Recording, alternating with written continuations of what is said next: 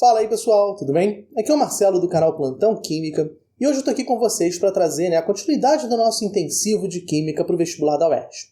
E a gente nessa aula vai estudar um pouco mais sobre soluções, vamos ver a parte de unidades de concentração. E isso é uma parte essencial da nossa matéria, que cai muito nos vestibulares da UERJ e que também são necessários para outros temas, principalmente equilíbrio químico, tá certo? Só que eu preciso ressaltar uma coisa. Esse não é um tema fácil.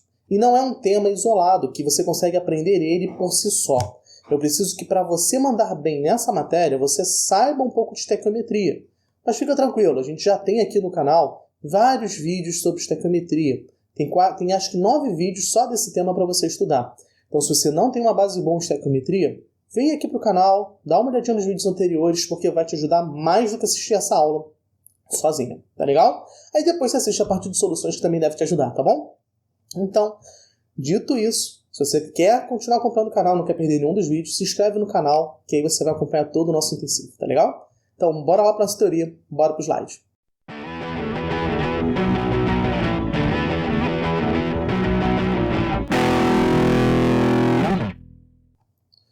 Bom, pessoal, eu terminei a nossa última aula falando sobre soluções e eu perguntei para vocês. E aí, como é que você gosta do seu café? E eu espero que você tenha comentado lá sobre como é que você gosta do seu café, mas se você não comentou, pode comentar aqui também, como é que você gosta de tomar café. Porque eu estou pensando o seguinte, o café é uma das coisas que a gente toma o tempo todo para estudar, talvez até demais às vezes, é melhor tomar cuidado com a quantidade, mas todo mundo tem uma forma que gosta mais do café. E aí, fica a dúvida, Para quem não sabe fazer o café, qual é a diferença entre um café forte e um café fraco? Não tem nada a ver com o pó. Você pode, com uma mesma marca de pó, com o mesmo produto ali que você compra no mercado, fazer um café forte ou fazer ele fraco. Essa diferença se dá na quantidade do pó que você está usando para fazer o café, na proporção entre o pó e a água. Então, um café que ele é forte, que a gente diz assim, um café encorpado, é porque você colocou uma proporção muito elevada, ou bastante alta do extrato na bebida, tá certo? Enquanto que aquele café fraco, ele tem uma porção menor. E aí, por isso, ele tem um sabor menos intenso. É bem parecido, com se você quer um café com muito açúcar ou pouco açúcar. O café que tem muito açúcar, está muito doce, você bota açúcar demais. O café sem açúcar, você não botou açúcar ou está botando bem pouco. É a mesma ideia. Só que não com açúcar, e sim com o extrato propriamente dito do café. E, sim, talvez muita gente já soubesse disso. Mas eu queria pensar na seguinte ideia. Imagine, então, que existisse uma receita maravilhosa de café, que é o melhor café do mundo e que ele é mágico. Se você toma esse café, você passa no curso que você quer quando vai fazer a prova do vestibular da UERJ. Ou, se você não quiser fazer a prova da UERJ, você pode usar essa receita de café para vender café na sua loja de cafés, tá bom? Vamos fazer de conta que essa receita do café perfeito é o seguinte. Para uma dose de 100 ml de água que você vai usar para fazer o café, você tem que usar 6 gramas do pó de café. Tá legal? Pra falar a verdade, eu até pesquisei essa receita aqui no site de receitas, ou aqui no YouTube, eu não me lembro no momento. Mas a ideia, se você quisesse fazer, então, uma quantidade para 50 pessoas, você fosse fazer 50 doses de café, como é que você ia preparar essa bebida? Ou todas essas bebidas, chamando cada uma delas de uma bebida só. Não parece ser tão difícil. Não é nada de outro mundo, é como se você tivesse uma receita em casa e você fosse fazer um aumento da quantidade. Dá para mais pessoas, é a mesma coisa. Então, na concentração, quando a gente começa a falar de concentração, a gente está começando a amarrar um pouco as coisas de forma a dar parâmetros para uma pessoa aqui no Brasil, para outra lá na Índia, para uma outra na Austrália, para que todo mundo pudesse replicar a receita do café perfeito. Eu estou dando uma relação exata entre a quantidade de água e a quantidade de soluto. Então, todos vão ser capazes de reproduzir aquela solução. E parece bobeira, mas é porque a gente está falando apenas como uma receita. Então, tanto faz se você toma o café aqui no Brasil de um jeito e o cara na Índia, o outro na Austrália, toma de outro. Mas você tem que lembrar que na química a gente está produzindo uma ciência. E uma das coisas essenciais na ciência é que tudo que a gente faça, que a gente pesquise, que a gente descubra, possa ser reprodutível. O que eu quero dizer com isso? Imagine que eu descobri, através de uma solução, algo que pudesse curar uma doença crônica, como a diabetes, como a hipertensão, que tivesse um alto valor para a saúde das pessoas.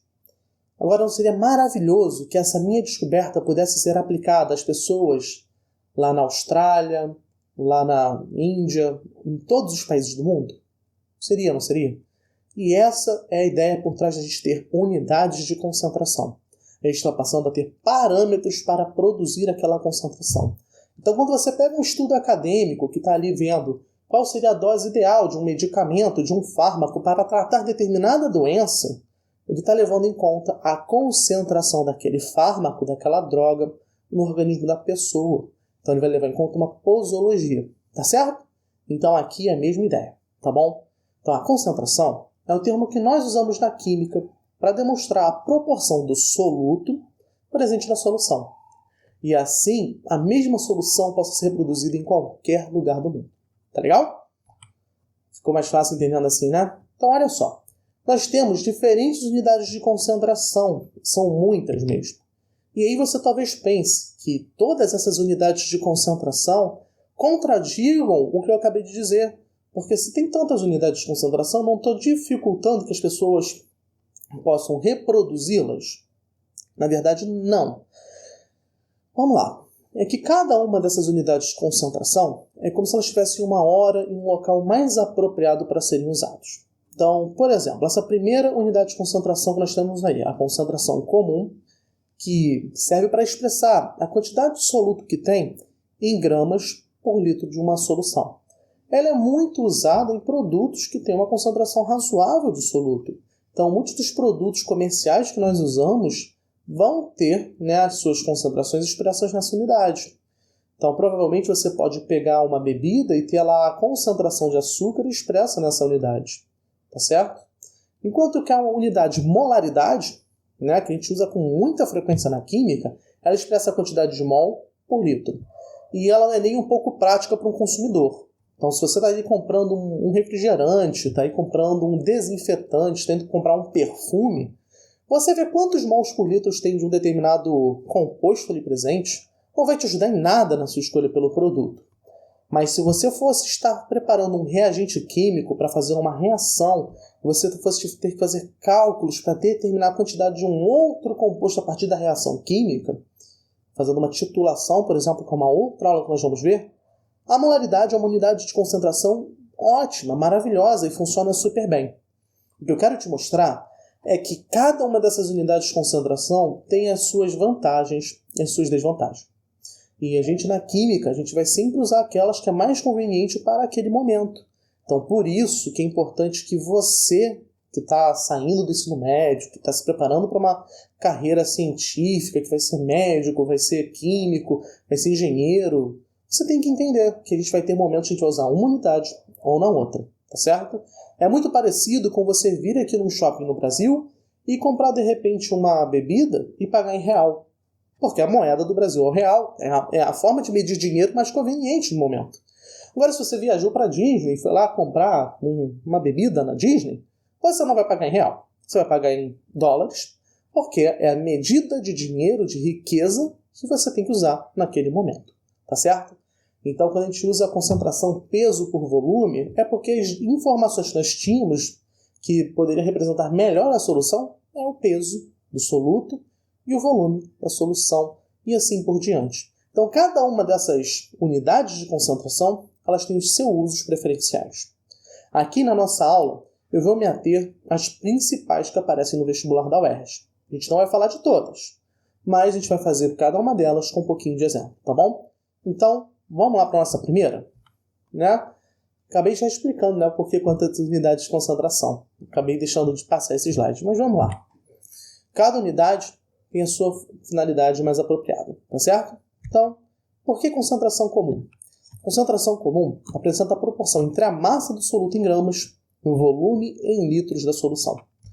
Tá? É uma representação bastante prática, né? Então, quando eu digo que essa é uma unidade muito usual para produtos, é porque o consumidor ele consegue entender bem essa relação.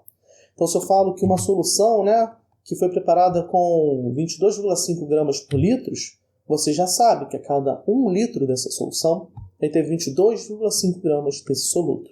É isso que essa unidade diz. Então, se eu tiver 20 litros da solução, por exemplo, qual é a massa que eu vou ter de soluto? Vou fazer uma regrinha de 3, né? Você já deve estar mais que acostumado, você está assistindo nessas aulas. Então, só fazer essa continha aí. E você vai ver que se fossem 20 litros de uma solução como essa, nós teríamos 450 gramas do soluto. Tá certo? Então, beleza. Nós já vimos aqui uma aplicação prática de concentração comum, né? Na verdade, não tanto, né? Não é uma aplicação prática, mas é um exercíciozinho de aplicação comum. Então, a gente consegue determinar a concentração comum através dessa seguinte fórmula. A concentração comum é a massa em gramas dividido pelo volume em litros. Tá certo? Anota essa fórmula aí que ela é importante para estar no seu resuminho. Agora, vamos fazer um exemplo disso aí. Soro caseiro. Esse é um exemplo que todo brasileiro tinha que saber para começar, porque a gente vai ver melhor. Em 1 litro de água mineral, filtrada ou fervida, mas já fria, você vai misturar 1 colher de sopa de açúcar, de 20 gramas, e 1 colher de sal, de 3,5 gramas.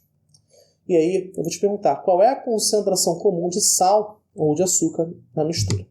Então, a gente vai usar essa fórmula que a gente acabou de ver, né, que a concentração comum é a massa em gramas dividido pelo volume, e fazer essa continha. Então, a nossa concentração é 20 gramas de açúcar dividido por 1 litro. Então, a concentração de açúcar é essa. E a concentração de sal vai ser a massa de sal, que eu deveria ter corrigido para 3,5, né? Deixa eu pegar aqui o nosso mousezinho para a gente pegar a caneta e fazer um rabisco, que olha, a gente não corrigiu aqui. Aqui é 3,5 também, igual está embaixo. E aí, a gente faria essa conta. Tá certo? Então, beleza. Entendeu a ideia? Então, tá. O que o soro caseiro é importante, né? A gente já viu. A gente já pegou aqui as concentrações. Diversas doenças podem levar a um quadro de desidratação. E a dengue é um deles. Então, a dengue, que é uma doença tão grave, ela tem um tratamento que depende da hidratação da pessoa para ela conseguir se manter bem. Então, imagine que você precise ajudar no tratamento de uma unidade básica de saúde local. E para isso, seja necessário produzir 5 litros de soro caseiro. E aí eu vou te perguntar, qual é a massa necessária de açúcar e de sal para esse preparo? Então, olha só, a gente vai de novo usar essa formulazinha aqui, só que nesse caso nós não queremos mais calcular a concentração.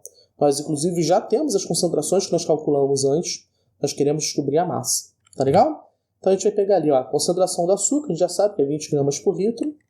A gente já sabe, a gente quer descobrir a massa, mas a gente sabe que são 5 litros. Então, se eu multiplicar ali, a massa vai ser 5 vezes 5.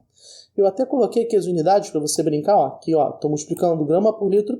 Então, você pode cortar o litro aqui e vai ficar só gramas. Tá certo? Então, a massa de açúcar para preparar essa quantidade de solução é de 100 gramas. Tá bom? E para o sal, você vai fazer a mesma conta, né? Só que usando ali a concentração do sal, que é 3,5 gramas por litro. Tá bom? Então, de novo, você pode cancelar aqui o litro de baixo com o litro de cima. Você vai ter essa quantidade em gramas aqui. Tá legal? Então, tá aí. Fazer soro caseiro é uma das aplicações comuns de solução e é algo que você pode salvar uma vida se você simplesmente souber preparar o soro. Tá certo? Então, eu gostaria muito que você comentasse aqui se alguém na sua família, em algum momento, já precisou usar soro caseiro no tratamento de dengue, no tratamento de alguma doença. É só por uma curiosidade, é só para ter noção de quantas pessoas precisam desse conhecimento no dia a dia, já usaram e já foi prático para a vida de vocês. Tá legal? Mas vamos continuar com a nossa aula. Então tá. Agora vamos supor que o nosso outro problema é que a gente tenha, né? A gente já pegou aqui. A partir de 320 gramas de açúcar, eu quero saber qual é o volume de soro que eu posso fazer. Então, olha, a gente já viu ali a concentração do açúcar, é 20 gramas por litro. Eu vou pegar ali 320 gramas e descobrir qual o volume que eu posso produzir dessa solução. Então, só fazer a continha ali, né? Passei o volume para o outro lado multiplicando e esse aqui para o outro lado dividindo. Então, fazendo a continha, vai dar 16 litros de solução. Tá certo? Então, tá vendo só? Um outro problema que a gente poderia ter de soluções a partir, né, de concentração comum. Então, agora, deixa eu começar a falar de molaridade. A molaridade, né, ela apresenta a proporção entre a quantidade de matéria medida em mol, né, de um soluto para o volume da solução em litros.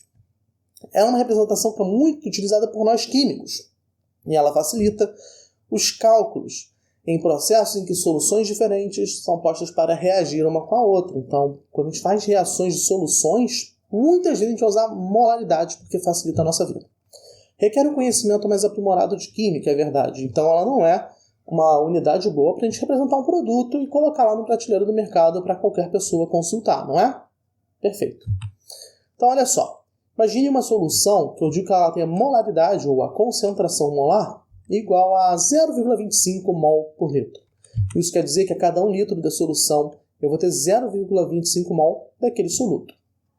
E é esse conhecimento básico que a gente usa muitas vezes. Porque, por exemplo, qual seria a quantidade de mols do soluto que eu ia precisar se eu tivesse meio litro da solução? Regrinha de 3, né? Multiplicou em x, resolveu 0,125 mol do soluto. Tá certo? Então são assim a maior parte dos problemas que a gente tem de molaridade, que não envolvem ainda reações químicas, que a gente está só determinando a molaridade ou descobrindo a quantidade de massa ou de volume que a gente possa precisar para uma solução. A gente usa a molaridade através de uma das equações abaixo. A gente tem essa primeira equação em que a gente tem número de mols dividido pelo volume em litros, ou uma outra em que a gente tem a massa do soluto dividido pela sua respectiva massa molar e pelo volume em litros. Tá legal? Aqui ficou um pouquinho desformatado, mas esse aqui é o mesmo volume em litros que tem na outra fórmula, tá bom? Então atenção, volume em litros e a massa molar do soluto. É isso que a gente tem que ter aí na nossa equação. Então, anota essas duas fórmulas aí no seu resumo, porque eles são importantes se você vai precisar para resolver os problemas. Tá legal? Então, vamos ver exemplos? Então, vamos lá. Vamos dizer que eu tenho que preparar uma solução de cloreto de sódio, né? Porque é um pescador. Pretende transportar os peixes vivos desde o mar até um reservatório distante. E para isso, precisará abastecer um aquário, que vai ficar no meio de transporte, né? Com uma solução de cloreto de sódio de 0,05 mol por litro. Tá legal? Então, olha só, qual é a massa usada para preparar 100 litros dessa solução? Esse é o nosso problema. Então, tá vendo? A gente vai precisar da massa para resolver esse problema. A gente quer justamente descobrir ela. Então, a gente tem essas duas equações. Qual é a mais adequada? Aqui nessa primeira, você está vendo massa em algum momento? Massa do nosso soluto? Não. Então, para um problema que eu vou calcular a massa, eu idealmente vou usar essa equação aqui. Tá certo? Então, vamos lá. Massa molar do cloreto de sódio. Eu peguei aqui a massa do cloro e do sódio. Do sódio é 23 e do cloro 35,5, somei 58,5. Então, a gente vai agora aplicar. Então, ó, a molaridade, né, que é 0,05, porque foi o que o problema me deu, a gente pegou aqui, vai ser igual a massa do soluto, que eu não sei o quanto tem, que é o que a gente quer descobrir, dividido pela sua massa molar, que a gente acabou de calcular, e pelo seu volume em litros, olha, 100 litros. Então, a gente faz essa continha, e está aqui a massa de sal que ele precisa de usar nesse aquário para que tenha 100 litros da solução e possa manter os peixes vivos ao longo do transporte. Tá legal? Então tá aqui. Esse seria um problema que poderia cair na prova da UERJ, na prova de até do Enem ou de outros vestibulares do tipo. Tá certo? Outro exemplo, né? Continuando aqui com o nosso problema. Agora imagina que a pergunta fosse diferente. Qual é a quantidade de mol de sal que foi usado e não a de litros? Então, se eu quero calcular a quantidade de mol, eu usaria qual das fórmulas? A de baixo, a da direita, essa aqui, que tem a massa, ou essa aqui que tem o número de mols? Essa aqui que tem o número de mols. Então, se eu quero calcular o número de mols, eu posso usar essa daqui que é mais simples, mais fácil. Olha, peguei a massa molar, nem precisava, porque eu só reaproveitei do slide, mas a gente não vai usar isso aqui nesse momento, não precisou. Deixa eu ir aqui direto, ó. 0,05 é a molaridade, é igual ao número de mols do nosso soluto, que a gente quer descobrir, dividido pelo volume, que é 100. Fez a continha, número de mols, 5 mols. Tá certo? Então, tá vendo só? A gente usou essas duas fórmulas para resolver um problema muito parecido um com o outro. Então, tem momentos que a gente vai usar um porque a gente quer calcular mol, tem momento que a gente vai usar o outro porque a gente quer calcular a massa. Além disso, tem momento que a gente vai escolher um porque a gente tem como descobrir o número de mols e quer achar a molaridade mais rápido, ou a gente vai usar o outro porque a gente tem a massa e quer descobrir a molaridade. Então, se eu tenho a massa, se eu quero descobrir a massa do soluto, eu tenho que usar essa equação maior. Tá legal? Então, beleza. Exemplos. Agora vamos pensar um último exemplo, eu acho, não tenho certeza, mas acho que é o último de molaridade, que qual é o volume da solução, né, que eu poderia produzir para preservar esses peixes aí do transporte, se eu tivesse 5.850 gramas de sal. Então, ó, a gente já pegou lá a massa molar do cloreto de sódio e a gente vai de novo escolher entre essas duas soluções, né, essas duas equações para resolver. Só que o meu dado é a massa. Então não faz muito sentido eu usar essa equação aqui. Eu não vou usar ela nessa. Eu vou usar essa aqui. Tá legal? Então, olha, a molaridade eu já sei, é o 0,05. A massa, né, a gente já viu que é 5.850 gramas. E a massa molar do soluto a gente já tem aqui. Então, a gente vai descobrir justamente o volume. Tá legal? Então, ó, aplicando aqui tudo, só botei os valores. Botei até as unidades para a gente poder depois você brincar e cortar as unidades. Então, a gente tem aqui como é que ficou o nosso cálculo. Eu passei o volume que estava aqui dividindo, para o outro lado multiplicando, e passei a molaridade para lá dividindo. Então, olha só, interessante, vocês estão vendo só? Esse mol que está aqui dividindo pode cortar com esse mol que está aqui multiplicando. Essa grama que está aqui dividindo pode cortar com essa grama que está aqui multiplicando. E esse litro que está embaixo da divisão é porque a gente pode passar ele lá para cima, né? Unidade de operação com fração. Tá certo? Se você tiver dúvida, comenta aqui embaixo que eu vou te explicar como é que a gente fez essa operação, não tem problema. Então, olha, aqui o volume que a gente poderia produzir a partir, né, fazendo as continhas, seria 20.000 litros. Tá vendo só? A gente só aplicou uma formulazinha, teve que decidir qual era a melhor equação para fazer e resolveu. Bem simples para resolver esse problema, tá legal? E sim, também poderia ser uma questão, provavelmente de uma prova, de um exame de qualificação da UERJ, ou de outras provas como o Enem e vestibulares semelhantes. Tá legal? Bom, pessoal, voltando aqui, a gente vai ter agora a porcentagem massa por volume, certo? Bom, essa porcentagem ela apresenta, né, a proporção entre a massa do soluto e o volume da solução. A gente usa muito essa unidade para representação, né, de um soluto sólido, em que é mais prático medir essa quantidade de massa usando uma balança, né, numa mistura que é líquida. E pode medir o seu volume mais facilmente através de alguma vidraria ou algum material assim. E essa unidade ela é muito comum, né, para apontar a proporção de um componente em produtos comerciais. Então, por exemplo, se você for na farmácia e for comprar soro fisiológico, por exemplo, é possível, né, que o produto esteja representado a quantidade de cloreto de sódio com a porcentagem por volume. Tá legal? Bom, olha só. Pode-se representar sempre, né, que você pensar em uma solução que tem X% massa por volume, como sendo X gramas para cada 100 ml da solução. Então pense aqui uma solução de hidróxido de sódio, que tem 10% massa por volume desse soluto e não de carbono. Deixa eu pegar aqui o mouse para a gente poder fazer a nossa correçãozinha, né, botar a caneta. Então, ó, aqui não tem nada a ver de carbono, tá? Seria do soluto, o nosso probleminha. Então, beleza. Então, olha só. Quer dizer, né, se a gente tivesse a pergunta, qual a massa do soluto presente em 5 litros? Então, a gente tem o seguinte, a gente tem que relacionar a quantidade de massa do hidróxido de sódio com o volume da nossa solução. Então, a gente sabe que para cada 10 gramas do hidróxido de sódio, nós vamos ter uma massa, né, um volume, da solução de 100 ml. Porcentagem, massa do soluto, por volume da solução. Ó, 10 gramas do hidróxido de sódio para cada 100 ml da nossa solução. Perfeito? Isso aqui é a concentração que o nosso problema trouxe para a gente. Aí vamos dizer qual é a massa do soluto, que eu não sei, massa de hidróxido de sódio, que a gente vai precisar para produzir 5 litros dessa solução, ou seja, 5.000 ml. Tá certo? Então aqui é só fazer uma regrinha de 3. Então, ó, 10 vezes 5.000 dividido por 100. E é claro que aqui a gente pode dar uma simplificadinha aqui nos zeros, né? Se eu conseguisse acertar o zero, porque eu sou ruim de mira aqui no mouse, imagina eu jogando jogos de tiro, é uma negação. Então, fazendo aqui a conta, o nosso X, ou a nossa massa de hidróxido de sódio, vai ser não 50 gramas, né? Eu também, pelo visto, sou uma negação na parte de fazer conta, também erro contas, vai dar 500 gramas do nosso soluto, tá certo? Do hidróxido de sódio. Então, você viu? A gente aplica com certa facilidade essa porcentagem massa por volume. Não é nenhum, né, material, não, nenhuma fórmula de outro mundo, não é nada muito difícil. Então, lembre sempre dessa regrinha aqui. Coloca essa aqui no seu resumo, porque é sempre assim que a gente costuma resolver esses problemas. X% massa por volume quer dizer que eu tenho X gramas para cada 100 ml da nossa solução. Tá certo? Então, beleza. E para a porcentagem mássica? A porcentagem mássica, né, é a proporção que a gente usa a massa do soluto e a massa da solução. Então, é massa-massa, tá ok? Então, usamos muito, né, para representar a proporção de um soluto sólido em uma mistura de massa conhecida.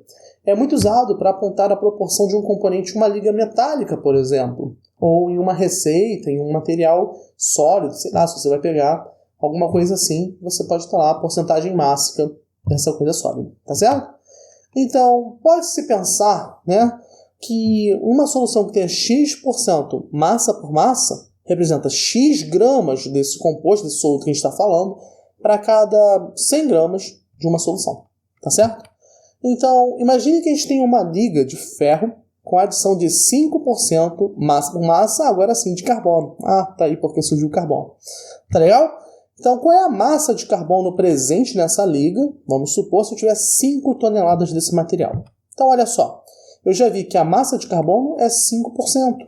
Tá certo? Então, eu quero saber, né, qual é a massa que teria de 5 toneladas. Certo? Então, olha só.